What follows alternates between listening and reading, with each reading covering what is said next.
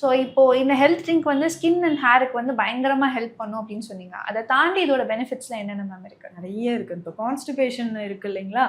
So அவங்க வந்து daily ஒரு நைட்ல ஒரு டேப்லெட் போடுவாங்க. இந்த டேப்லெட் போட்டா தாங்க மார்னிங் எனக்கு ஃப்ரீயா மோஷன் போகுது.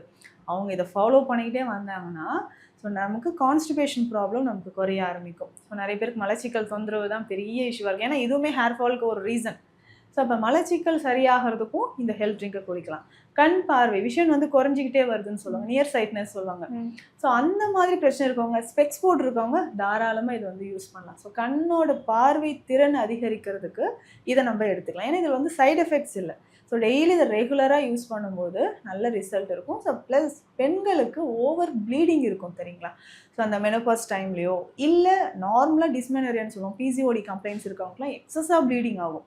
ஸோ சில பேஷண்ட்ஸ்லாம் சொல்லுவாங்க, உட்காந்துட்டு எந்திரிச்சாவே எனக்கு வந்து அவ்வளோ ப்ளீட் ஆகுதுங்க. ஸோ நான் டாய்லெட்டில் இருக்கிற மாதிரிலாம் இருக்கேன். ஸோ அந்த ப்ளீடிங் அரெஸ்ட் பண்ணுறதுக்கு இப்போ நான் சொன்ன இந்த 4 ஹெல்ப்புமே ரொம்ப ரொம்ப முக்கியமானது. ஸோ அந்த மாதிரி லேடிஸ்க்கும் இது வந்து ரெகுலராக யூஸ் பண்ணும்போது நல்ல ரிசல்ட் இருக்கும்.